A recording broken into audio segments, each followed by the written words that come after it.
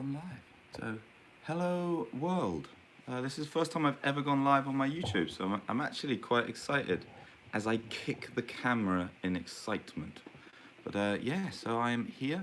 I haven't let anybody know that I am going live, so this is a kind of a bit of a test as well. So I'm currently speaking to nobody, so I'm glorifying the moment of actually just being alone in my apartment. Let's get on to some golf. Let's get on to some golf. Don't feel sorry for me. Give me a like and subscribe if you feel sorry for the fact I'm here alone. And then retract it when you realize I'm about to go out and play golf. So I'm actually excited. I'm going to play 18, get the card in my hand today. So today is going to be a very good day. But let's speak about what I was going to speak about. The distance debate. So you've seen I've done videos on Bryson the last couple weeks. The RNA, so somebody quite high up in the RNA has kind of come out and said, look, I think we do need to look into it, you know, what Bryson, and it's very much directed to what Bryson is doing. So when you look at distance, you have to be careful. I'm gonna hit this from two different angles, so bear with. If you try and change a rule for one person, in my opinion, that's not good. You know, that's not good. And you've got this debate about it's ruining skill. You know, if only one person can do it, that by definition has got to be a skill. It's got to be one of the highest skills.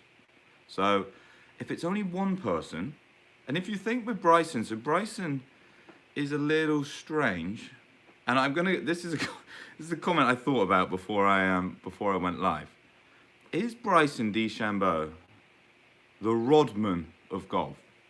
And I'm not saying he's out being flamboyant and you know, wearing wedding dresses and stuff like that.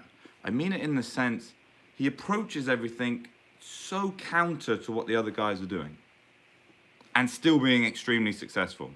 So you see, you can only call him a Dennis Rodman if he is extremely successful. But he just does everything different. You know, if you think back to like last year, and I think with Bryson, because he does do different stuff, sometimes it's like, well, it's just weird, whereas then in a few years' time, others might be doing it. He was signing stuff with his non-dominant hand. See, that's working on skill. You know, the way he's eating, the way he's doing, the way he acts, the way there's golf clubs, everything. He's kind of the anti-norm. But sometimes you have to do something a little different to make a change. So you shouldn't change, so going back to the distance debate, you shouldn't change it just for one person. But I do want to go into javelin. So bear with. So javelin, it's performed in a stadium and it's performed inside of the running track. And what was happening, they were getting better technically and physically, and they were throwing it further and further and further to the point they were going to have the ability to throw it outside of the middle of the arena. So start throwing it onto the track. I don't think I need to spend a lot of time explaining why that could be problematic. So what they did is they actually altered the javelin to ensure that didn't happen. So what they're doing, and the reason I use this as an example, is, think about it. This is very similar to golf, because that is an argument for distance. You know, we don't have the room. We can't keep expanding these golf courses. If the general population, so the elite golfer, is getting longer to the point that we need more land, and you know, in the modern world, land is expensive and it is not available. So you could then argue, so that's a good argument for distance. But you see, but that's the general population more so. They were seeing the trend of everybody going up. You know, and I know that's probably a comment already down. Yeah, but what if somebody's so good they throw it on the track and the others don't? You know, I get that. I get that. But I think that's a cool way to look at it. But where golf has a problem there is when it comes to the equipment, the average amateur isn't increasing at the rate in which the Tour Pro is. Well, the Tour Pro, to be fair, is actually started to, I feel like people are starting to hit it further now more because of the athlete than the clubs. The clubs are definitely quicker than they were 5 years ago. You know, the R&D teams are very, very clever, but you know, you're going to get a situation, and this is the thing that golf doesn't want, and it from a marketing perspective, just as much as a playing perspective, is you could be in a situation where you go, look, amateurs can use these clubs, pros have to use these clubs. And I keep saying clubs, the likelihood would be ball, actually. So ball is probably the solution if you were going to split off. Has that worked in other sports? The only one I can think of, and this isn't the best of examples because I'm no expert on this, but speedway. So speedway is motorbikes. They don't have brakes. They kind of slide around the track. If you do enjoy speedway, I apologize for that crude definition of your sport. But in the higher ranks, like the higher leagues, they have bikes that are less powerful than the lower leagues. So again, that's not an amateur pro divide, but there are examples where you look at the population you've got, and you go, look, let's do that. Oh, I've got a question. They did it in tennis by softening the ball. Yeah, that would make sense. I don't know if that's true. I'll take your word for it. But yeah, you're changing it because you think tennis gets very hit and go. So but you could also say that tennis is experiencing the same thing that golf is experiencing, in the sense the athletes are better, they're bigger, stronger, they're so yeah. So we've got that. So that's my distance debate. You have to hit it from both sides, and this is why it's a very difficult one. There's lots of factors. It can't just be on Bryson. But let's get into Bryson number 2, because I am going to rename this show Bryson DeChambeau Golf, because that's all I seem to be talking about. But he made a 10, and I put it in the title here.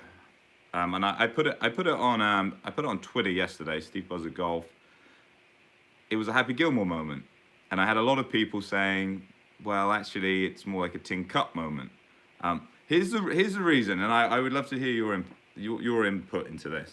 The reason I think it's Happy Gilmore is the premise of Happy Gilmore is somebody that's got no skill, no experience in golf, and he's just really, really powerful, and he hits it so far and so much further than everybody else, he can win. There's no skill level in that, and that's my argument with Bryson doing so well at the minute, is actually there is skill level. Because Happy Gilmore, that doesn't work.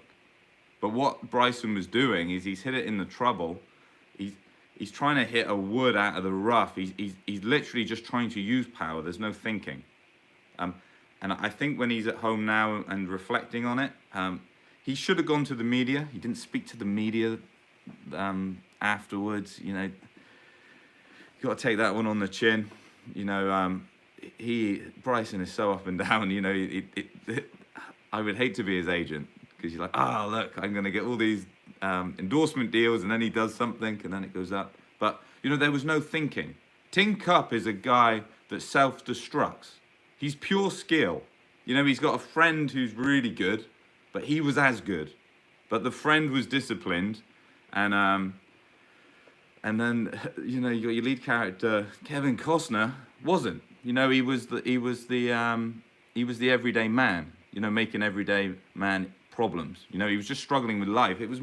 That's more about away from the course. Very skilled, and then he gets in his own way. Do you see? Yes, he keeps hitting from the same spot, but he that's why. So I'd like to get some of your comments on that. Was it a Happy Gilmore, am I right? Or was it a tin cup? Or was it just Bryson being a silly Billy? And then, I want to spend a minute on this. Think about golf, how confusing the rules are. If you watched the telecast yesterday, Bryson drops it out of the hazard, but his feet are in the hazard. So Bryson is asking the ref, do I get to re-drop it? You've got Jack Nicklaus in the studio, who is the greatest golfer of all time. We can have a debate about Tiger, but he's his record, once it's all said and done, he's the greatest. he is saying that actually he gets to redrop it because his feet are in, and that's not the rule. And I made that mistake once in a playing video. And, you know, I got comments, people saying you shouldn't have redropped that. And I did redrop it, and it meant I had a proper swing, whereas in my instance, I would have actually had to be standing in the water. So this was a time when I was in Thailand. So I redropped it, and I shouldn't have. So that would have been a 2-shot penalty. But it's so interesting that the guys in the booth aren't 100%. You know, you've got one of the greatest golfers of all time isn't 100%. Then Bryson hits it out of bounds, and then he has a full-on argument about is it in or is it not. And you know, I know the rule because when we do our PGA stuff, it's one of the stuff that comes up in our rule exam. You know, because it is one that's misled. So the out of bounds, you have to have a bit of the ball touching the golf course. The line is out. So Bryson was arguing, well, there's a bit of the ball on the line. And you go, he was getting a little bit of backlash over that. You know, he should have taken the first ref's opinion. His argument was I actually quite liked his argument. You know, he didn't know the rule, so he was trying to clarify. His head's spinning because he's just hit about 5 golf balls. And Phil Mickelson had one, but Phil's was a fence. It was a different scenario. As soon as you start lining up, and you have to be careful with this when you're playing yourself. You try to line them up, especially when you're trying to go on the post. When you're trying to justify and you go, look, there's definitely a bit touching. That means it's out. You know, so if it looks 50-50, or in most of the case, if it looks like it's a 90% out, 10% in, I can almost guarantee it's out. But I just thought it was interesting how our game of golf, the rules are just quite complex. You know, like in soccer or football, sorry if you're watching from the UK, if a bit of the whole ball has to go over. Cricket, you know, you've got the crease, a bit of your foot has to be on the line. But then the line is the umpires. You know, you got lots of different rules, but yeah, that's a rule I think that gets little misused at club level golf. So if you didn't learn anything from this video, that's a good one. What else was I going to talk about? Going quickly back about distance. You know, there's been a good argument about what would happen if they did make the ball or the overall distance go back. Who would it help? I think it would help the longer hitter. You know, because it's, you know, I just think it would help the longer hitter. A lot of the time, longer hitters don't hit it wider. You know, because think about it. If you're mechanically better, and we have to assume you're mechanically better if you're hitting it further. You know, to a certain degree. I know you've got bodies and stuff, but let's keep it simple. If you are hitting it further, you're mechanically very good. If you're mechanically very good, it's probably going to go relatively straight. The issue that you have as a longer hitter is the longer the ball is in the air, the further wide it can go. Is golf the only sport where professionals don't know the rules? You've got to remember we're more self-governed. So in most sports, the referee's word is final. So like you could argue, like I watch UFC a lot and nobody can agree on the judging. So if you can't agree on the judging, how do you ref it? And if you can't ref it, how can you know the rules at all? You know, and like UFC has different rules in different states, or I should say mixed martial arts. So no, I wouldn't say golf. That's not the problem with golf. It's because we're self-governed. So I think it gets highlighted more. Yeah, there we go. More or less M&A. So you get that, and forgot where I was. Go on, tell me, where was I? What was I talking about? Oh, distance. So yeah, so as soon as you are hitting it shorter, remember the longer hitter gets access to the wider parts of the course. The shorter hitter is now really far back. They can't take that much distance off. And remember, the golf courses are longer now than they were. Another issue we have with golf is to make it harder for tour pros, you need to make the course firmer. Firmer golf courses are harder for them, but obviously if you don't hit down the fairway, they roll more. So like some of those drives Bryson hit, you know, they're rolling 40, 50 yards. So you could argue, well, you soften the fairways to bring the distance back, but again, you could then argue that helps the longer hitter. So, you know, it's not as easy there. It's not as easy. The solutions aren't as easy as just go and change the ball, change the clubs. or I don't know, make them wear weighted vests. Although it looks like Bryson's wearing a weighted vest, so that might not be the best one. And then just to finish off talking about the memorial, you know, Tony Fino, I'll leave you with this. So Tony doing very well. I did a video, this was probably a month, 2 months ago, and I said about his short swing and how a short swing probably doesn't suit you. You know, go watch that video. If it's a little bit of biomechanical knowledge in there. If I try and explain it quickly, I'll just confuse you. But I explained it pretty good in that video. So you got Tony Fino. He sees what Bryson's doing. He starts swinging it longer. He can swing it as quick as Bryson.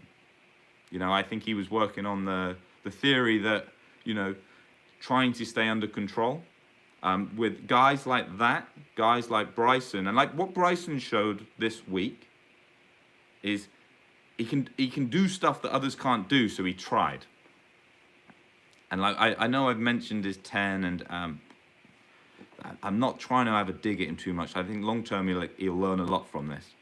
I was as an amateur, I was quite a handsy player, so my ball striking was really good, hit driver really good, and I could move it both ways. But what it meant is on the course, I would try shots that I probably shouldn't try. You know, I'm playing guys that, although they can't play that shot, they play more sensibly and then they beat you as a result. So I think Bryson's in that learning phase. I think Tony is going to be like, look, and this is my theory on it. The driver, iron play, or approach play, they're different swings. And I think if you can pull your 3-wood or your hybrid or your utility, something that you know you can keep in play, you can go full out with driver and then have a 3-wood that's going to go up where, let's say, where the mid-distance hitters go. If you can do that, very hard to beat. And then you know that I think that is the recipe. I think that recipe works for most golfers. So there is a difference with the driver swing. But yeah, we got, you know, Memorial, really cool. Good to have Tiger back. Looks a little rusty, looks a little stiff.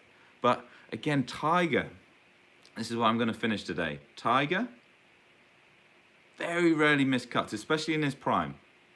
Tiger would not have done what Bryson did. And can you see, you're always quite...